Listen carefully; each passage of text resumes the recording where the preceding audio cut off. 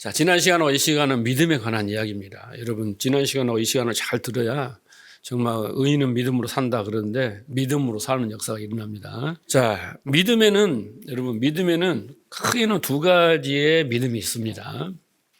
창세전에 우리를 택했다 그랬잖아요. 하나님이 에베소 1장 4절에 우리를 택하시고 그 다음에 우리에게 복음을 들려주시고 그 복음은 예수 그리스도예요. 그래서 예수 그리스도를 믿고 구원을 받고 의인이 되게 하는 믿음이 있습니다. 그죠? 우리 스스로 믿은 게 아니잖아요. 자, 그래서 에베소 2장 8절에 보면 너희는 그 은혜로 인하여 믿음으로 말미암아 구원을 받았으니 인간이 한 건 하나도 없어요. 하나님이 십자가를 통해서 예수 그리스도 십자가를 통해서 다 이뤄 놓으시고 또 그걸 설명해 주시고 믿게 했다는 이야기입니다. 이것은 너희에서 난 것이 하나님의 선물이다. 그래서 이건 하나님의 선물입니다. 그러니까 어쨌든 믿음은 인간 스스로에서 나오는 게 아니다라는 거죠. 하나님의 선물이다라는 거죠. 그래서 인간은 스스로 하나님을 알 수도 없고 또 찾을 수도 없고 또 인간의 방법을 통해서 하나님께 나아가서 하나님을 붙잡을 수도 없고 또 우리의 방법으로 구원을 받을 수가 없어요. 오직 하나님의 방법으로 구원에 이를 수 있는 거죠. 그래서 이런 모든 것들을 인간이 알 수가 없어요. 그래서 하나님이 어떻게 해요? 오직 계시로 알려주시고 우리를 이해시키시고 설득하시고 우리에게 확신을 주시고 이렇게 해서 구원을 받게 하셨다. 이게 선물이라는 뜻입니다. 선물의 의미입니다. 자, 이런 이제 믿음이 있어요. 구원에 이르는 믿음이 있습니다. 의인이 되는 믿음이 첫째 믿음이고, 자, 둘째는 뭐냐면 이제 의인이 된 자들, 우리 같이 구원받은 자, 교회 안에 있는 자들이 이제 삶을 살아가야 되잖아요. 직장 생활도 해야 되고, 가정 생활도 해야 되고, 교회 생활도 해야 되고, 이런 생활을 해야 되잖아요. 그런데 어떻게 이제 우리가 살아가는 건가라고 했을 때, 그때 필요한 믿음이 있습니다.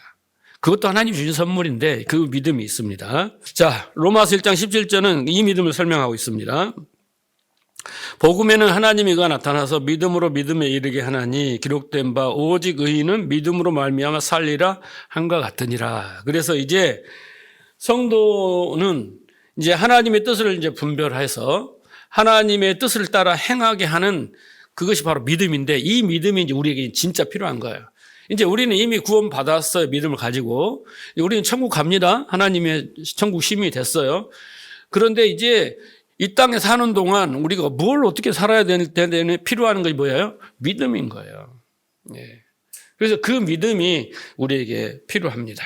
자, 그런데 지난 시간에 제가 이 믿음을 설명한 겁니다. 이 믿음을 설명하면서 이 믿음에는 죽은 믿음과 산 믿음이 있다 이렇게 설명을 했어요. 이걸 잘 구분해야 돼요. 자, 야고보서 2장 10절에 보면 이와 같이 행함이 없는 믿음은 그 자체가 죽은 것이라 그랬죠. 근데 가로 열고 뭐라 그랬어요? 이와 같이 하나님의 뜻을 따라 행함이 없는 믿음이에요. 행함이 없는 믿음입니다. 그래서 하나님의 뜻을 따라 이게 중요한 거예요. 네? 그러니까 죽은 믿음은 뭐냐면 하나님의 말씀이 진리가 되지 않았어요. 바리새인들처럼 어떻게 해요? 율법과 성막을 자의적으로 해석하고 이해해서 열심히 했습니다. 열심히 행했습니다. 그런데 로마서 10장 2절에는 뭐래요? 그건 올바른 지식, 너희들이 이해하고 해석하고 행하는 그것들은 잘못된 거야. 올바른 지식이 아니야 라는 거죠. 그래서 하나님의 뜻을 따라 행하지 않는 믿음은 우리는 죽은 믿음이다 라고 이야기를 하는 겁니다. 그래서 죽은 믿음을 가진 자는 반드시 자기의 공로예요. 그게 헌신하고 봉사하고 헌금하고 전도하고 모든 것들이 자기의 공로고 공적이라고 하고 이것을 자기의 의라고 하는 거예요. 그래서 내 의를 하나님 앞에 내놓고 복 주세요. 구원해 주세요. 뭘 해 주세요. 라고 자꾸 하나님 앞에 나아가서 요구를 한다는 거예요. 반드시 이게 종교예요. 예. 그게 자기 의입니다. 근데 그 행위는 하나님의 의를 대적하는 행위다라고 로마 10장 2절에 말했고요. 자, 그러면 반대로 산 믿음은 간단해요. 간단해. 하나님의 말씀이 성령을 통해서 나에게 진리가 됩니다. 그러니까 요한복음의 17장에 가면은 뭐라고 합니까? 하나님의 말씀은 진리입니다. 이렇게 말해요. 우리가 하나님의 말씀은 진리라는 걸 다 인정해요. 교회 안에 있는 사람들은. 그죠? 예배당 안에 있는 사람은 다 인정해요. 근데 그 말씀이 나에게 진리가 되느냐 안 되느냐는 달라요. 차원이 달랍니다. 예. 그러니까 바리새인들은 하나님의 말씀, 율법, 성막을 다 가졌지만 자기 안에 하나님이 왜 그걸 주셨는지 하나님이 의도하신 대로, 계획하신 대로, 뜻하신 대로 가지 않았어요. 몰랐어요. 진리가 되지 않았다는 뜻입니다. 그래서 하나님의 뭔가 열심히 했지만 하나님의 뜻이 아닌 걸로 관역에서 빗나간 거고, 이제 산 믿음은 그 뜻을 알았어요. 성령을 통해서. 그 말씀이 나에게 진리가 돼서 하나님의 뜻대로 행하게 되는 거예요. 그걸 우리는 산 믿음이다. 야고보서가 말하는 겁니다. 하나님의 마음과 뜻은 말씀 속에 담겨 있습니다. 또 율법 속에 담겨 있고 성막 속에 담겨 있고 아브라함의 인생 속에 담겨 있고, 그죠? 다윗의 인생 속에 담겨 있고 예수님의 사역 속에 모든 속에 다 담겨 있어요.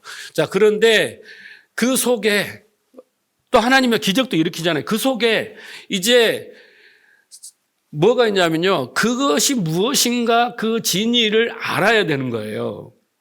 그러니까 그 내 안에 진리가 돼야 되는데 그 과정에 성령이 계시는 거예요. 성령께서 진리가 되게 해주는 거예요. 그러면 그것이 믿음이 되는 거예요.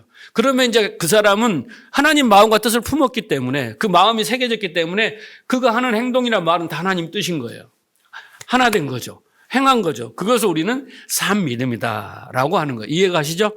죽은 믿음은 뭐가 안 돼요? 말씀이 내 안에 진리가 되지 않았다. 내가 임의로 해석하고 이럴 것이다라고 했다라는 거예요. 자, 그래서 여러분, 제가 지난 시간에 여러분의 믿음은 어떤 믿음인가 생각해 보라고 하셨잖아요. 해보라고 했잖아요. 그죠? 그리고 내가 산 믿음인가를 확정을 해야 된다라는 거예요. 바리새인들처럼 열심히 그렇게 했잖아요. 근데 죽은 믿음을 소유하게 되면 결국은요, 외식하는 자요, 회칠한 무덤 같은 자요, 독사의 자식이라고 책망을 받고, 신앙생활을 그렇게 열심히 하는데 예수님은 너는 수고하고 무거운 짐을 지는 것 같다, 이렇게 말씀하시고, 나중에는 어떻게 해요? 속았다. 슬피우며 일을 가게 되고, 결국은 그런 사람들은 어떻게 되냐면 지쳐요. 신앙생활을 하면 할수록 지쳐요. 뭐 얻어지는 게 없어. 변화도 없어. 열심히는 했는데 열매가 없는 거예요. 그래서 결국은 믿음에서 멀어지고 교회를 떠나게 되고, 예. 그냥 하나님을 믿는다고 해요. 자기는 기독교인이라고 하지만은 그냥 이름만 있는 거죠. 그렇게 됩니다. 그래서 만약 성경을 가지고 자꾸 교훈적이거나 또는 뭐 우리에게 순종하라 하고 무거운 짐을 지어주거나 또는 기복적이거나 율법적인 설교를 들은 자는 반드시 죽은 믿음을 소유하게 됩니다. 그래서 이런 거예요. 하나님 말씀이 선포되고 또 공부를 하고 설교를 듣고 뭐 이렇게 하잖아요. 그런데 그 말씀이 내 머리에 지식으로 남느냐 아니면 마음에 새겨져 진리가 되느냐, 이것을 여러분 잘 분별하셔야 돼요. 그래서 교회를 오래 다니고 제자 훈련을 받고 성경을 많이 공부한 사람은 일단은 머리에 지식으로 남아있는 사람이 있어요. 그런데 이게 진리가 안 되었으면요, 이건 종교인이야. 무서운 사람이거든요. 왜냐하면 말씀을 다 심판하고 정죄하고 판단하고 그거는 말씀이 아닌데 그거 행함이 없어요. 이렇게 되는 겁니다. 그래서 우리는 잘 분별해야 돼요. 내가 좀 설교를 듣고 성경 공부를 하고 뭐 신앙생활을 완투대에 하는 것 때문에 오래 했는데 내 말씀이 지식으로만 내 머릿속에 있는 건지 아니면 그 말씀이 내 안에 들어와서 내 영혼과 관절과 거슬러 찔러 쪼개고 막 새겨지고 그래서 나를 막 이끌어가고 뭐 변화가 일어나고 열매가, 이걸 여러분 스스로가 못하겠으면 저한테 오세요. 그럼 이제 잘 분별해 드릴게. 그래서 그리스도의 말씀, 믿음으로 믿음에 이르는 말씀을 선별하여 잘 들어야 돼요. 누굴 탓하면 안 돼요, 여러분. 예? 예. 의심해보고 확증해보고 나는 지금 그러고 있는가를 봐야지 교회만 그냥 예배당만 열심히 들락거린다고 되는 문제는 아니다, 이 말이죠. 자, 오늘은 지난 시간에 설명드린 그 믿음에 대해서, 그리고 기독교의 교리에서 가장 중요한 믿음으로 의롭게 되는 이순칭이, 이 교리가 오늘 본문에 아브라함 이야기가 나오잖아요. 15장에 아브라함의 이야기를 통해서 어떻게 설명되고 있는지를 이제 살펴보도록 하겠습니다. 여러분은 말씀을 들으면서 아브라함이 어떻게 의인이 되었지? 이것을 발견하면 됩니다. 깨달으면 됩니다. 아브라함이 갖고 있는 믿음이 뭐야? 이걸 알고 그 믿음이 내 믿음이 되면 됩니다. 자, 15장 6절을 보면요. 아브라함이 여호와를 믿으니 여호와께서 이를 그로 여기시고 의로 여기셨다는 거예요. 그러니까 믿음에는 반드시 뭐가 있어요? 믿으면 의예요. 예, 믿으면 의인이 되는 거예요. 믿으면 구원이 되는 거예요. 그죠? 믿으면 죄가 사해지는 거 똑같은 말이에요. 그래서 아브라함이 여호와를 믿었으니 그를 의로 여기셨다는 거예요. 근데 이 구절만 보면 문자적으로 보면요. 아브라함이 여호와를 믿어 주었다. 내가 한번 믿어 줄게. 믿어 보겠습니다. 이랬다는 거예요. 그래서 내가 믿습니다. 믿겠습니다. 그런 믿음의 근거로 하나님이 의로 여겼다는 것은 아니다. 왜? 믿음은 선물이기 때문에. 그렇죠? 그러면 에베소에서 2장 9절에 아까 봤지만 믿음으로 말미암아 어떻게 해요? 구원을 받은 것인데 그건 하나님의 선물이라고 하기 때문에 아브라함이 지금 믿음의 선물로 받지 않았으면 그 믿음은 진짜 믿음이 아니죠. 내가 믿겠다고 내가 선택했고 한번 믿어 드릴게요. 한번 믿어 보겠습니다. 믿어야 본전이니까 이렇게 됐다는 거예요. 그렇죠? 예. 많은 사역자들이 이 본문을 오해합니다. 아브라함이 이렇게 결단하고 떠났지 않냐? 믿었지 않냐? 그러니까 아브라함처럼 믿어라. 순종해라. 결단해라. 헌신해라. 그래야 복을 받는다. 그래야 상을 받는다. 라고 가르치는데 이것은요, 올바른 지식이 아닙니다. 왜냐하면요, 내가 믿습니다라고 고백하게 되는 그것은요, 나의 공로고, 나의 선택이고, 나의 공적입니다. 그게 나의 의예요. 나의 의. 그렇게 되면요, 어떻게 되겠습니까? 믿음의 선물이 필요 없어요. 내가 그냥 선택해버렸는데 하나님 왜 믿음의 선물로 줍니까? 안 주죠? 그렇죠? 줄 필요가 없는 거죠. 일반 종교는 이렇게 가르친단 말이에요. 우리의 의지로, 선택으로 우리가 작동하여서 우리가 열심을 내서 뭔가를 해야 하나님 복을 준다. 조건이죠. 조건, 계약. 그런 관계라고 설명합니다. 그래서 인간이 스스로를 구원할 수 없고 하나님의 뜻을 알 수도 없고 그리고 죄인이 의롭게 되는 것은 믿음인데 그 믿음은 인간에게서 나오는 게 아니라 하나님 주신 선물이어야 되는 거예요. 그러니까 여기서 아브라함이 여호와를 믿으니 의가 됐는데 그 믿으니의 그 믿음은 여러분 곰곰이 생각해 봐야 돼요. 종교가 가는 것처럼 여러분도 믿으세요 이렇게 하면 안 된단 말이에요. 성경을 깊이 모르는 거예요. 그래서 우리는 아브라함이 여호와를 믿게 된 것은 자기의 이해와 판단에 따라 선택한 믿습니다의 믿음이 아니라는 것을 먼저 여기서 전제해야 됩니다. 그렇죠? 하나님이 선물로 주셨기 때문에 믿었을까요? 믿어졌을까요? 믿어졌어요. 하나님 믿게 만들어버린 거예요. 예, 그게 선물이에요. 능동이 아니라 능동은 우리가 하는 거고 수동은 하나님이 그렇게 만들어 주신 거란 말입니다. 자, 우리가 하나님이 여호와를 믿으니 할 때 그 하나님을 믿는다는 것은 첫째는 존재를 믿습니다.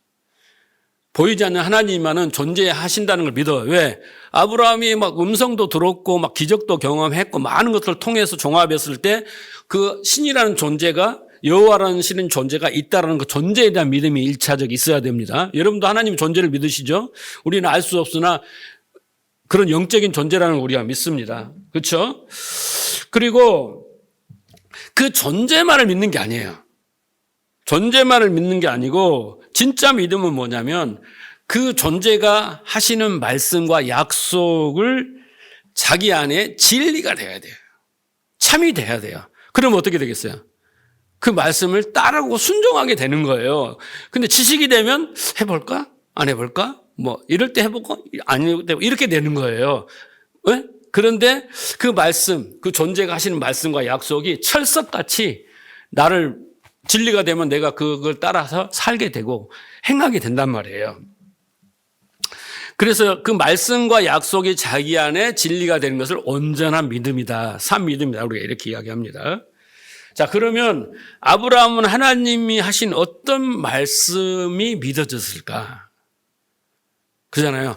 믿었어요. 여호와를 믿으니 하나님이 오케이 너는 의인이야. 너는 구원받았어라고 했는데 뭘 믿었냔 말이에요.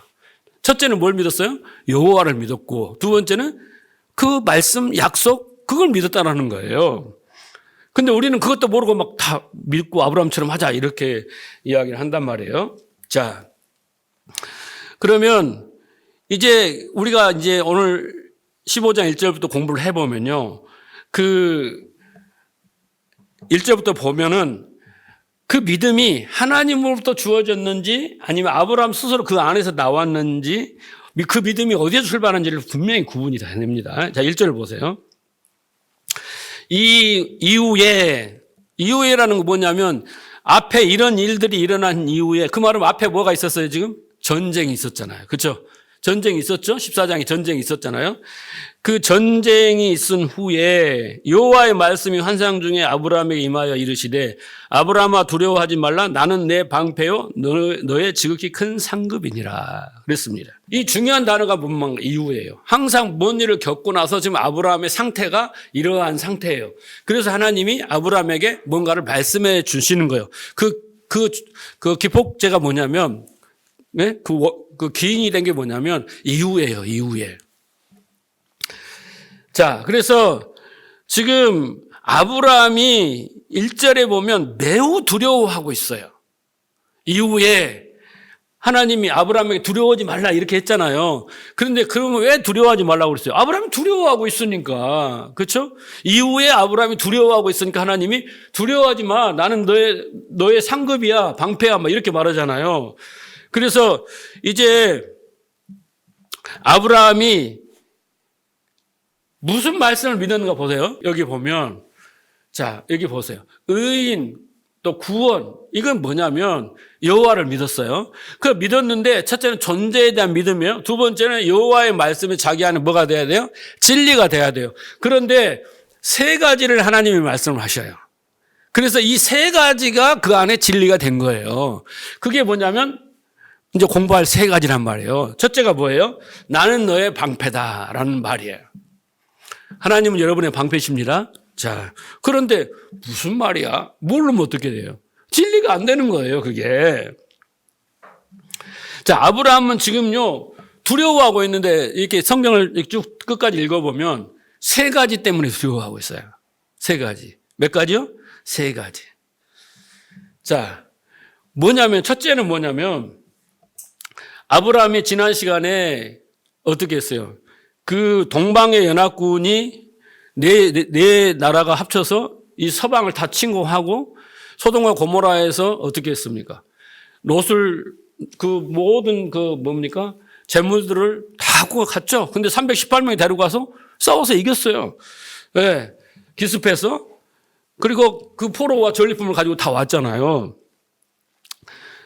자, 아브라함이 얼떨결에 충격을 했습니다. 그래서 앞뒤 안 가리고 가서 싸워서 그 조카와 그 원정대가 탈취해가는 그런 모든 것들을 뺏어가지고 왔습니다. 자, 그런데 돌아오고 나서 제정신을 차려보니까 두려운 거예요. 뭐가 두려워요?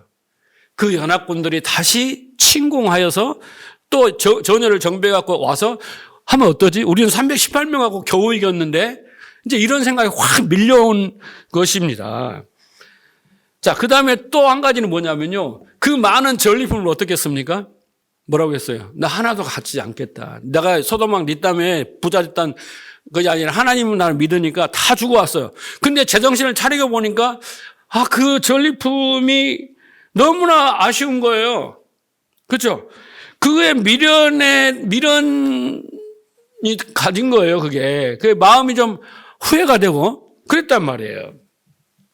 그 다음에 또 세 번째는 뭐냐면 오늘 본문에 나와 있지만은 그 많은 후손들을 주신다고 하는데 지금 아들 하나도 없는데 이 후손을 또 언제 주시지? 이런 세 가지 맥락의 아브라함은 하나도 이루어진 게 없어요. 그잖아. 이런 상황 속에서 아브라함은 지금 뭐예요? 두려움에 떨고 있어. 나 떨고 있니? 뭐 이런 것처럼 떨고 있었습니다. 자, 이건 저의 단 추측이 아니에요. 자, 하나님께서 아브라함에게 나타나셔서 그 두려움이 무엇인지를 짚어주시는 대목이 뭐냐면 아브라함의 두려움의 정체가 폭로되는 장면이 뭡니까? 네? 나는 너의 방패다 이렇게 말하는 거예요. 첫째, 나는 너의 방패다. 여러분, 방패는 전쟁할 때 뭡니까? 자신을 안전하게 보호하고, 그죠? 또 그 다음 효과적으로 적을 공격할 때 쓰는 도구잖아요. 보조 도구잖아요. 그렇죠? 그러니까 지금 아브라함이 연합군이 쳐 들어오면 감당할 수 없다는 상식이 있는 거예요. 어쩔까? 그런데 하나님은 딱 아브라함의 그 마음 알고 두려워 마. 나는 너의 방패야. 라고 딱 말하는 거예요. 하나님과 방패가 돼주겠다는 거예요. 누구의 방패? 네? 그 연합군들의 방패라고 말하시는 거죠. 그래서 아브라함이 동방 그 연합군의 재침공을 두려워하고 있다는 증거를 말해주고 있고, 하나님은 그 마음을 아시고 이제 내가 너의 방패가 되어줄게, 안심해라 라고 말씀하신 겁니다. 우리가 그 지난 시간에 그 14장을 공부하면서 아브라함이 318명을 가지고 그 어마어마한 나라의 그 군사들을 쳐부시고 승전가를 불리고 귀가했을 때 멜기세덱이 딱 나타나서 축복하잖아요. 떡과 포도주를 축복해주고 축복기도를 해주면서 한마디 딱 던지잖아요. 너 이 승리가 네가 아니라 하나님이 주신 거야. 그래서 아브라함이 인정했다 안 했다? 인정한 증거로 11절을 드렸죠. 네. 그 믿음이 있어서 드린 거 아닙니까? 알아듣고. 그런데 시간이 지나고 나니까 아브라함에게 또다시 하나님에 대한 신뢰가 없어진 거예요. 믿음이 없어진 거예요. 그리고 그 연합군들이 또 침공하면 어떻게 하지? 라는 것이 뭐냐면 바로 죽은 믿음이에요. 연약한 믿음이라는 거예요. 그렇죠? 그때는 할렐루야 했는데 돌아와서 재정신 차려보니까 흥분을 가라앉히고 보니까 이제 막 밀려오는 거예요. 근데 그 하나님을 알고 배웠다면 어떻게 되겠어요? 두려움이 없어져야 되는데 약한 거죠. 예. 그래서 우리는 죽은 믿음을 가지면 이렇게 일희일비하고 또 저속병계하고 좌충우돌하고 마치 롤러코스터로 올라갔다 내렸다. 우리 삶이 그렇게 돼버리는 거예요. 예? 조그만 말 한마디에 조그만 환경 속에서 요동을 쳐버리는 거예요. 연약한 믿음이죠. 그런데 하나님은 그러한 아브라함을 야단치지 않으시고 이제 하나님이 설명을 해 주시는 거예요. 이 아브라함이 치는 전쟁이 어떠한 전쟁이고 또 그 전쟁의 승리는 어떻게 주어질 것인지를 이제 설명해 주시는 거예요. 그래서 하나님이 그렇게 말하신 거예요. 네가 치는 전쟁은 내 전쟁이야. 내가 어떤 목적과 계획을 통해서 너한테 그렇게 주는 전쟁이고 그 전쟁 속에 나는 너의 보호자며 너의 방패며 무기이며 너의 승리를 담보하고 있기 때문에 걱정하지 마라고 말씀한 거예요. 그 방패가 담은 메시지입니다. 그 한마디가 그렇잖아요. 나는 지금 이 전쟁을 가지고 너에게 뭔가 진리를 가르치고 내 마음을 가르치고 너에게 믿음을 주는 도구이지 너를 못되거나 망하게 하려는 건 아니야. 이런 말이에요. 그러니까 내가 보호해 줄게. 그래서 전쟁은 하나님께 속한 것이다라는 그 의미라고 했죠. 자, 두 번째, 그렇게 두려움에 떨고 있는 아브라함에게 두 번째 하신 말씀은 나는 너의 지극히 큰 상급이니라 이렇게 말했단 말이에요. 여기 상급이라는 이 번역된 히브리 말은요, 사카르예요. 사카르, 전리품이라는 이야기입니다. 전리품.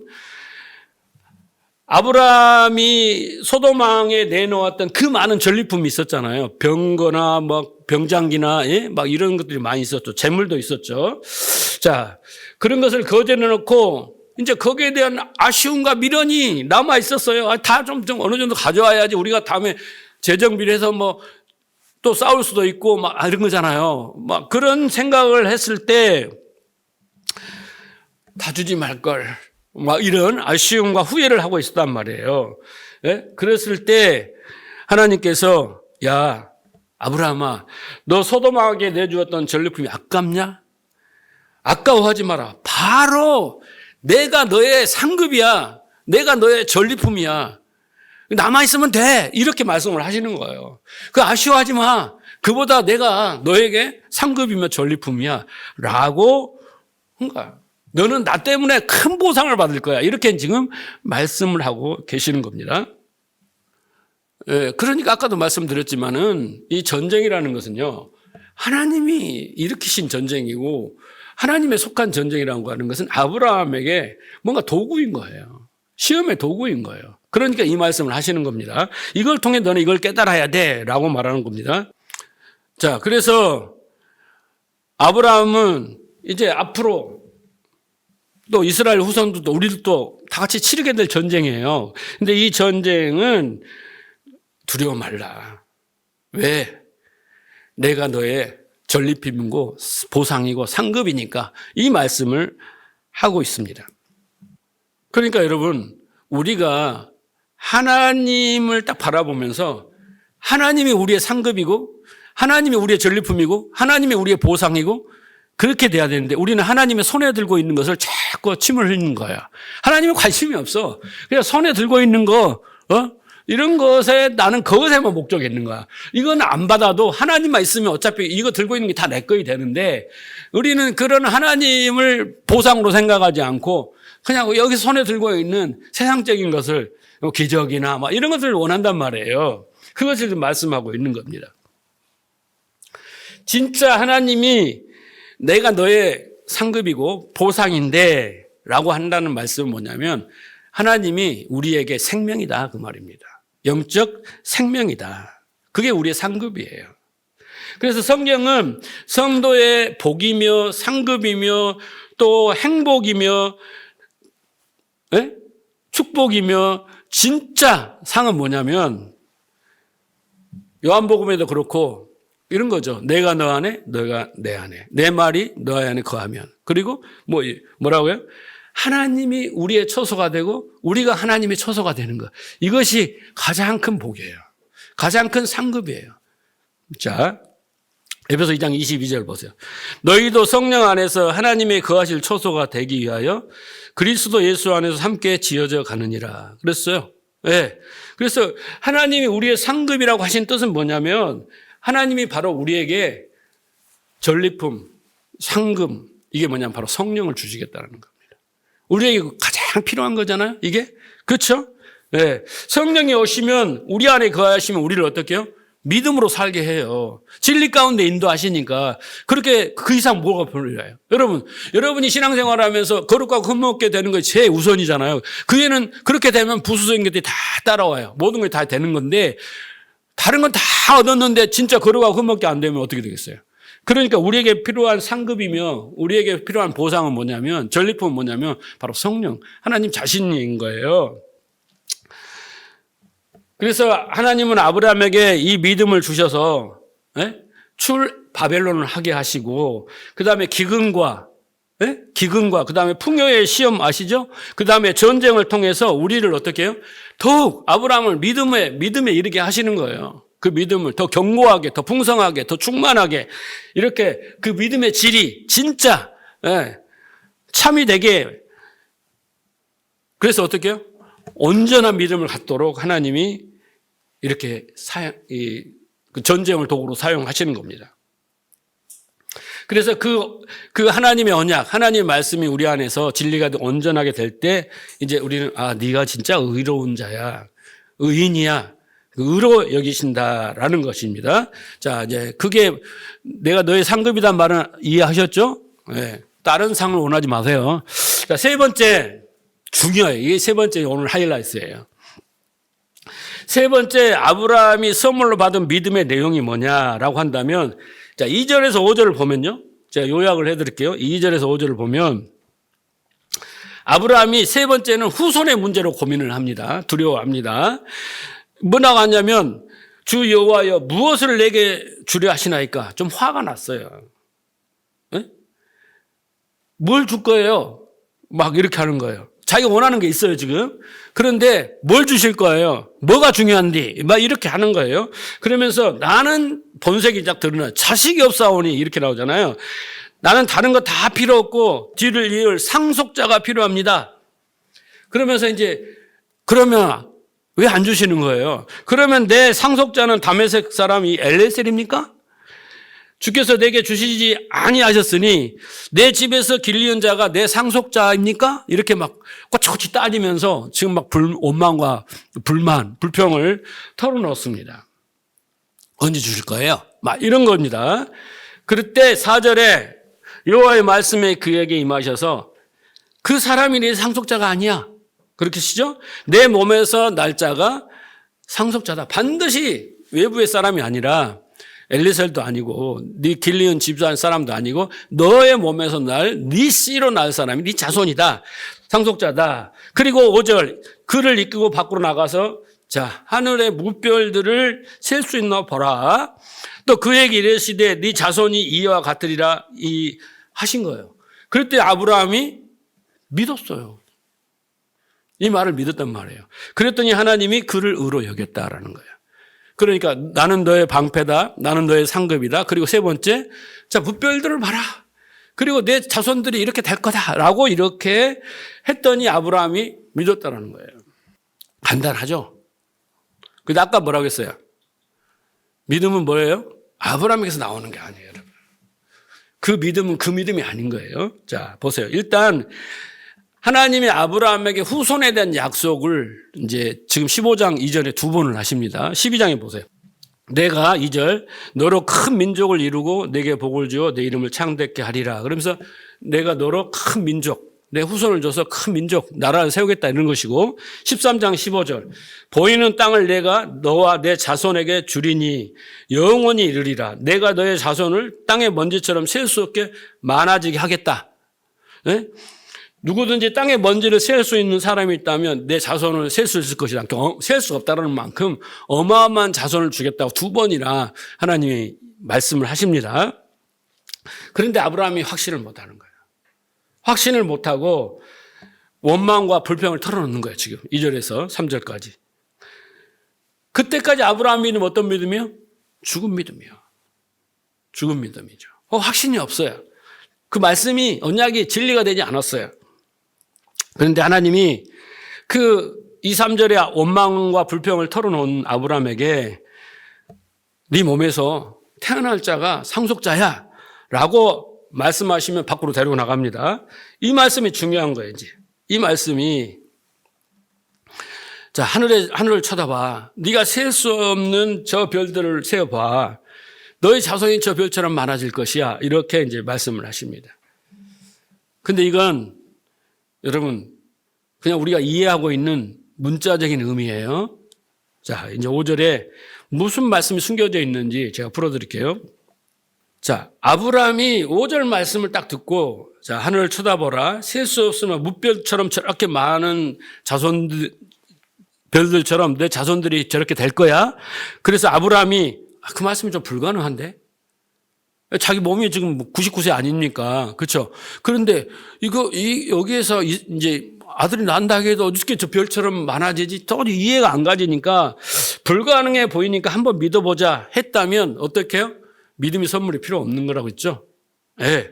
그런데 그 믿음, 그렇게 믿어보자 했다면 아브라함에서 촉발된 믿음이에요. 그래서 그 믿음은 올바른 믿음이 아니라고 했잖아요. 그렇게. 그러면 하나님이 그에게 믿음의 선물로 줬는데 5절 말씀이 그에게 진리가 되어서 믿어서 의로 됐는데 그 내용이 뭘까요, 여러분? 그게 중요한 거예요. 단순하게 무별처럼 많으니까 내 자손도 저렇게 많을 거야. 이걸 믿은 게 아니에요, 여러분. 우리는 그걸 믿었다고 생각하죠? 아닙니다. 자, 아브라함에게 선물로 주신 믿음, 그건 어떤 비밀이에요. 비밀인데 성경의 비밀은 오직 한 가지 딱 있습니다. 그게 뭐냐면 복음이에요. 네? 성경 66권에 나오는 비밀, 복음 딱 한 가지예요. 그게 뭡니까? 예수 그리스도로 말미암은 구원이에요. 이게 복음의 비밀입니다. 네. 자, 로마서 3장 21절을 보세요. 이제 율법에 하나님 의가 나타났으니 한 의가 율법과 선지자에게 증거받은 것이라 곧 예수 그리스도를 믿음으로 말미암아 모든 믿는 자에게 미치는 하나님의 의는 차별이 없느니라. 그래서 믿음과 따라붙는 의가 있잖아요. 근데 그 믿음이 내용이 뭐냐면 비밀이야. 이게 복음인데 예수 그리스도라는 거예요. 그러니까 우리가 의인이 되고 구원받는 것은 반드시 믿음이 필요한데 뭘 믿어야 돼요? 가운데 예수 그리스도를 믿어야 되는 거예요. 그래야지 어떻게 해요? 의인이 된 거예요. 그러면 바울이 한다. 아브라함도 어떻게 됐어요, 지금? 여호와를 믿으니 그를 의로 여겼으니까, 저 무별처럼 네 자식 많이 줄게. 이걸 믿었다라는 게 아니에요. 뭘 믿었다는 것을 상상을 해볼 수 있어요, 우리가 추측? 믿으니 의니까 그 가운데 아브라함도 예수 그리스도를 믿었다라는 이야기예요. 이해가 가십니까? 이해가 안 가죠? 근데 하나님은 아브라함에게 그 비밀을 알려주신 거예요. 제가 증명을 해볼게요. 그래서 아브라함은 예수 그리스도로 말미암은 구원을 이해하고 깨닫고 믿고 의인이 됐다는 거예요. 그 당시에도 아브라함도 구원을 받으려면, 의인이 되려면, 그 후손도 그렇고 우리도 그렇게 하려면 어떻게 해야 된다고요? 이 복음, 이 비밀을 알아야 되고 믿어져야 되는 것입니다. 자, 여기에 보면 이제 비밀을 풀어봅니다. 15장 5절을 보면요. 그를 이끄고 밖으로 나아가 가라사대 하늘의 무별이에요. 무별. 여기에 무별은 코카브라는 건데 무별이니까 별이 하나예요? 여러 개예요? 은하수죠. 은하수. 무별. 그러니까 여기가 복수입니다. 그런데 셀 수 있나 보라. 또 그에게 이르시되 내 자손 이 제라 씨라는 뜻입니다. 얘는 단수예요. 이와 같으니라 그랬습니다. 여기에서 이제 비밀이 있는 거예요. 우리가 문자적으로 보면 내 자손이 저 별들처럼 많아질 것이다 라고 보입니다. 근데 해석이 오릅니다. 왜냐하면 무별이 복수이면요 자손도 뭐가 되냐면 복수가 돼야 돼요. 그래서 어떻게 해야 됩니까? 무별을 셀 수 있나 보라. 내 자손들도 무별처럼 많아지리라. 이렇게 하려면 자손들이라고 해야 되잖아요. 근데 자손을 단수로 썼단 말이에요. 그러니까 문장 어법상 안 맞아요. 앞뒤가 안 맞는 거예요. 그러니까 다른 이야기를 하고 있다라고 우리가 추측을 해야 된다는 겁니다. 그래서 제가 의역을 해봤어요. 그 의미를 추스려서 의역을 해봤어요. 이렇게 한 거예요. 무별을 셀 수 있나 보라. 무별처럼 수많은 그 후손들이 그 말이죠. 내 자손과 같이 되리라예요. 이해하셨어요? 이와 같이 되리라가 아니라 무별들이 너희 후손이 이렇게 많을 건데 네 자손, 네 씨에서 나오는 어떤 자손, 그죠? 어떤 특정한 자손, 그 한 사람을 통해서 어떻게 해요? 그 사람같이 된다는 거예요. 네? 그 자손과 같이 된다는 거예요. 그 한 사람, 그 사람 누구일까요? 예수 그리스도인 거예요. 예수 그리스도인 겁니다.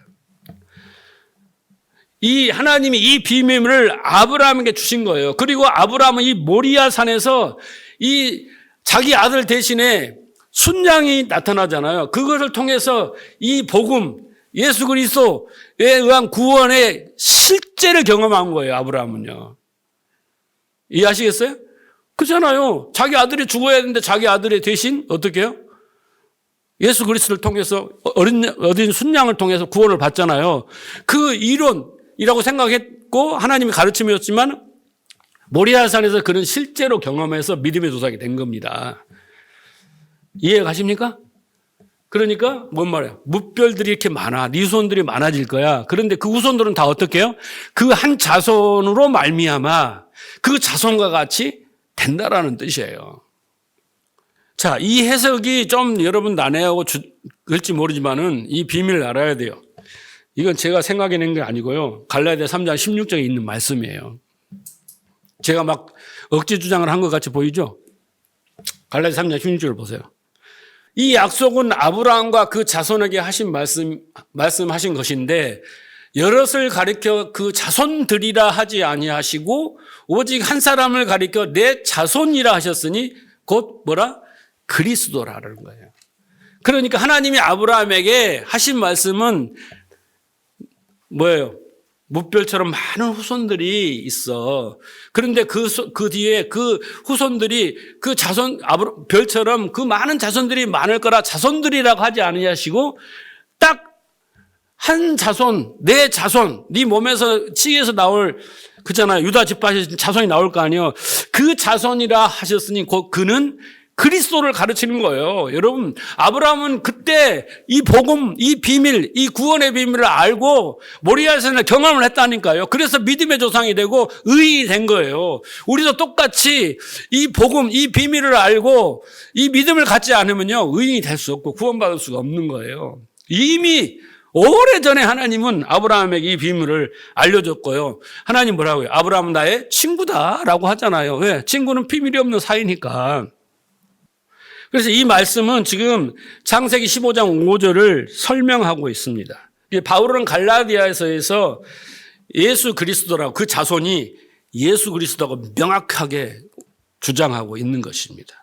그래서 우리가 예수 그리스도와 같은 예수 그리스도를 말미암게 되는 그 아브라함의 후손들이 하늘의 별과 같이 될 거라는 거예요. 그렇게 되고 있지 않습니까, 지금? 그렇게 안 되고 있어요? 엄청난 지금 인구, 우리 70억 인구 중에 거의 한 20% 가까이가 이제 복음화 돼가지고 많아지고 있지 않습니까? 그렇게 된 거예요.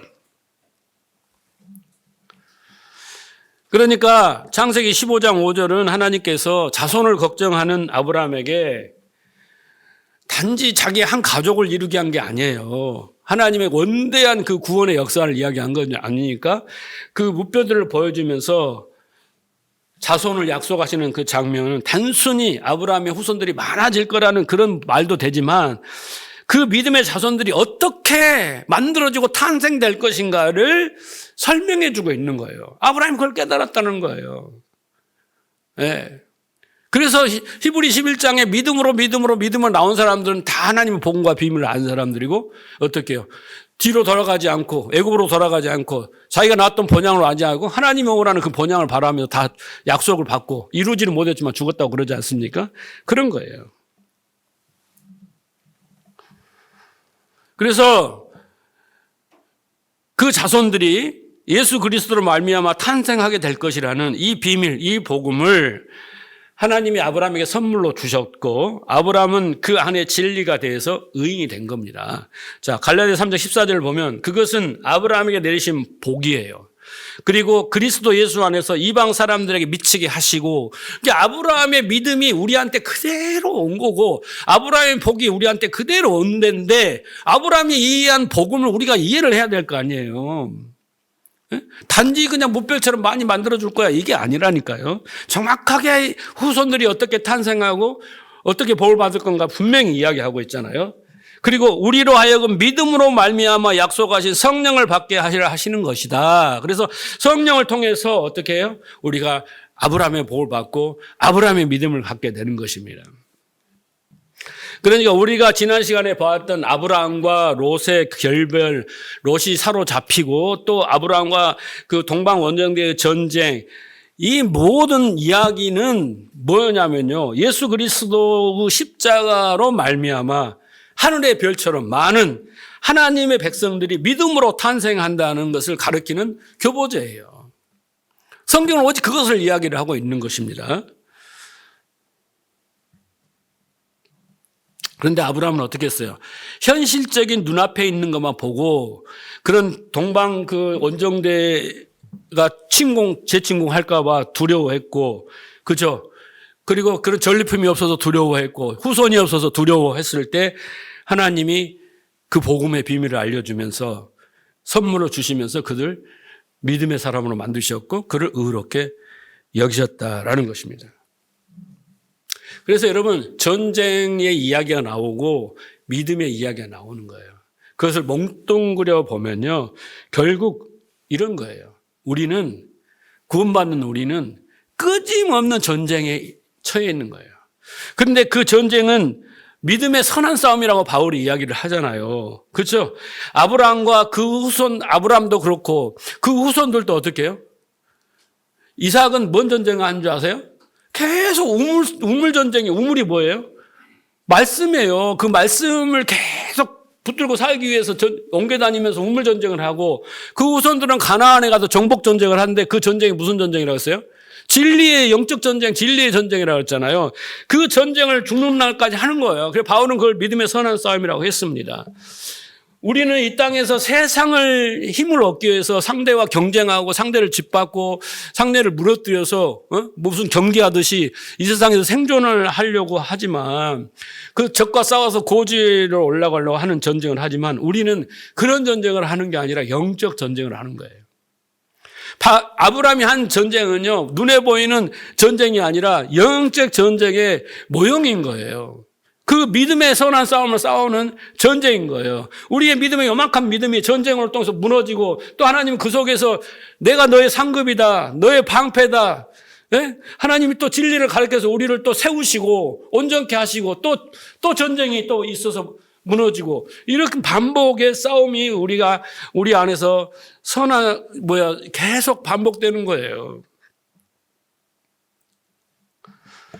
그래서 하나님은 그 전쟁은 나는 그걸 통해서 너희를 믿음의 사람으로 온전한 믿음을 가지는 도구로 만드는 수단으로 사용하는 거지 너희를 전쟁을 통해서 망하게 하려고 하니까 오해하지 마라. 이 말씀을 지금 하고 계시는 겁니다.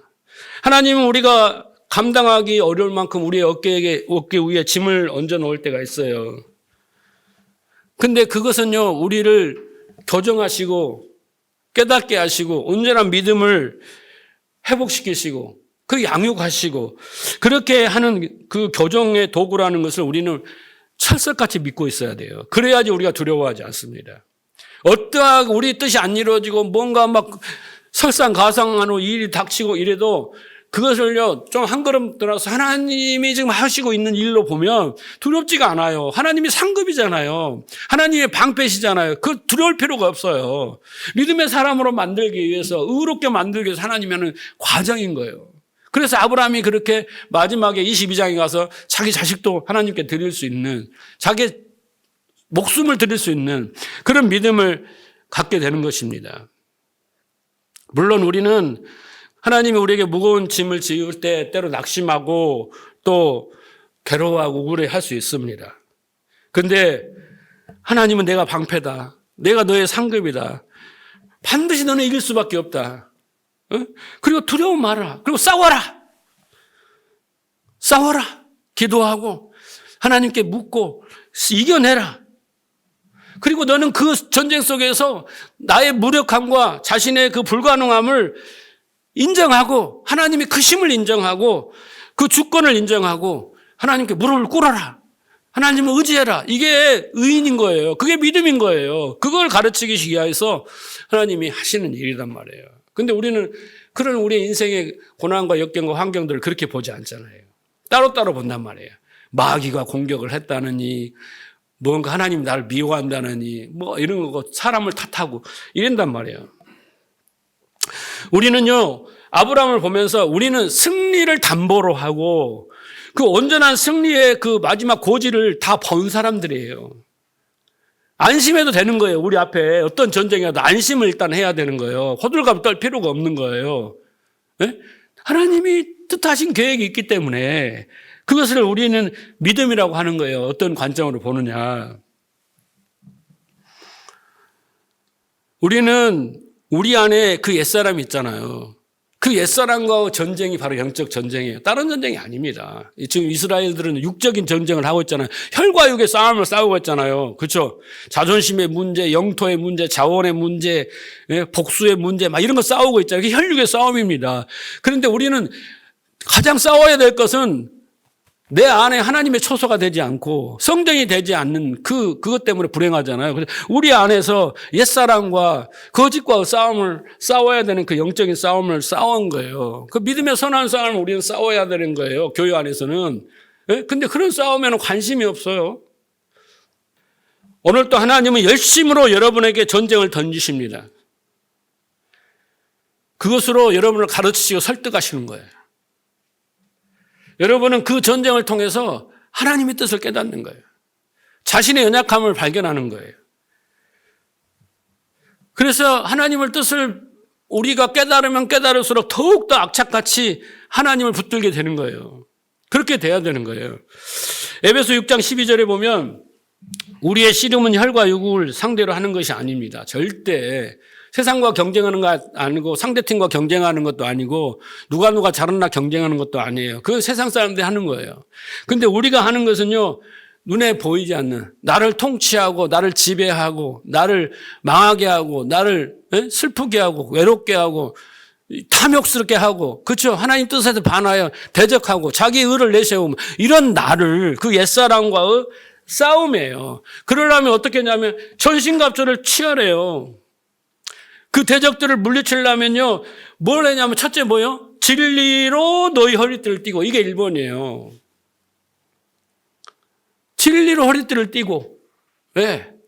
허리띠에는 뭡니까? 여기에는 수통도 차고 탄창도 차고 칼도 꽂고, 그죠? 예? 뭐 우유도 달고 뭐도 다 다는 거예요. 가장 기본인 거예요. 그렇잖아요? 예. 진리가 돼야지 그 다음에 믿음의 방패를 들고 구원의 투구가 써지는 거예요. 근데 진리가 없으면 무기를 달 수가 없어. 그래서 진리 허리를 띄어야 되는 거예요. 왜? 그것이 우리에게 필요한 믿음을 선물로 주기 때문에. 그래서 여러분, 하나님의 말씀이 진리가 되게 하는 말씀을 들어야 돼요. 목마른 사슴처럼 진리를 사모하셔야 돼요.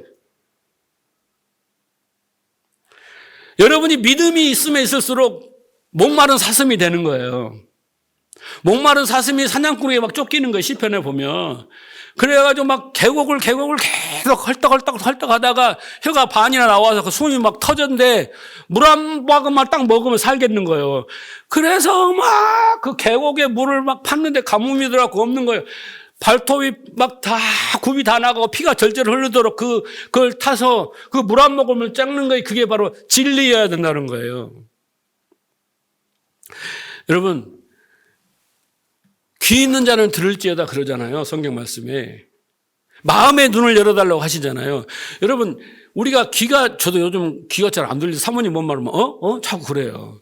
보청기를 껴야 되나 봐. 근데 여러분, 보청기를 저는 안 껴봤지만, 보청기를 끼면 이런데요. 안 들리는 소리가 다 잘 들린대요. 문제가 뭔지 아세요? 다 잘 들리는 거야. 우리는요, 교회 안에 많은 종교인들은 자기가 들을 소리만 들어요. 자기가 볼 것만 봐요. 이게 종교인이에요. 죽은 믿음이에요. 우리는 이 눈은요, 하나님의 관점으로 봐야 되는 거예요. 모든 것을. 그게 산 믿음이에요. 그러면 이 기도, 보청기 끼는 사람들이 무슨 훈련을 하냐면요, 자기가 듣고 싶은 소리를 골라 듣는 훈련을 해야 된대요. 똑같이 다 들리는 거야. 모든 소리가 잘 들려. 근데 어떤 소리가 누구 소리인지 어떤 소리가 내가 원하는지 않고 다 들리면 어떻게 되겠어요? 머리가 아프죠. 그러니까 어떻게 해요? 내가 듣고자 하는 소리를 집중하여 듣는 훈련을 해야 돼요. 기계가 있으니까. 우리는 뭘 해야 돼요? 내가 볼 것만 보려고 하지 마세요. 하나님의 눈으로 보는 거예요. 모든 성도도 모든 삶도 다 보는 거예요. 관점으로. 그런 것처럼 내가 들어야 할 귀가 열린 사람은요, 진리의 말씀만 골라 듣는 거예요. 분별해서 이건 진리의 말씀이 아니야, 믿음의 이런 말씀이 아니면 탁 차단해버리고 세심하게 들어야, 목마른 사슴처럼 들어야 할 진리만 골라서 들어야지 여러분의 믿음이 커가는 거예요. 맨날 순종해라, 뭐해라. 무거운 짐만 지어주면요, 죽은 믿음만 이렇게 쓰레기땡이만 간단다니까. 나중에 그거 질려가지고, 사람들이 그래요. 교회 다니다면 교회 안 가요. 그래서 방학 중에. 이게 뭐냐고. 예배당만 왔다 갔다 해서는 안 되고요. 예배 의식에 참석하는 것으로 만족해서도 안 되고요. 마르다처럼 그렇게 열심히 신앙생활을 하지 말고요. 마리아처럼 예수님 앞에서 진리의 말씀을 먼저 들어야 되는 거예요. 목마른 사슴처럼. 이거에 들으면 다 된다니까요. 믿음으로. 믿음에 이렇게 한다고요. 신앙생활은 무엇보다 영적 전쟁이에요. 그 전쟁입니다. 그래서 진리를 허리띠를 떼야 돼요. 그래야 우리가 의에 이른단 말이에요. 아브라함을 통해서. 그래서 우리는 매주 예배 때마다 아브라함처럼 여호와를 믿으니 그를 의로 여기셨다는 이 하나님과 나의 커뮤니케이션, 고백과 응답이 있어야 되는 거예요. 네? 믿음으로 이 역사가 일어나는 거예요. 믿음의 역사라고 하는 거예요, 그게. 네. 할렐루야. 자, 믿음을 잘 구분하시기 바랍니다. 죽은 믿음과 산 믿음. 산 믿음이 뭔가? 여러분을 살게 하는 믿음이에요. 하나님 뜻을 행하게 하는 믿음이에요. 그걸 어떻게 해요? 목마른 사람처럼 보청기 끼고 훈련하는 것처럼 집중해서 들으시면 그것으로 인해서 놀라운 믿음의 역사가 여러분 삶 속에서 분명히 능력이 나타납니다. 지금은 그런 것이 없으면 우리는 맨날 죽은 믿음과 씨름을 했다는 것을 여러분 이해하시고, 지난 시간과 이번 거 연달아서 두 번을 한번 들으면서 믿음이 잃고 나에게 그런 산 믿음이 있어야 된다. 여기가 원인이었다. 여기가 문제였다라는 것을 발견하고 이제 잘 귀 기울여 들으시면 되는 거예요. 여러분 정말 우리와 같이 말씀을 듣지 않은 무지개 많은 분들이 다 이 죽은 믿음 때문에 울며 겨자며 먹기로 신앙생활을 하고 있는 겁니다. 그래서 잘 전파하시고 여러분의 산 믿음의 소유자가 되시기를 주님으로 축원합니다.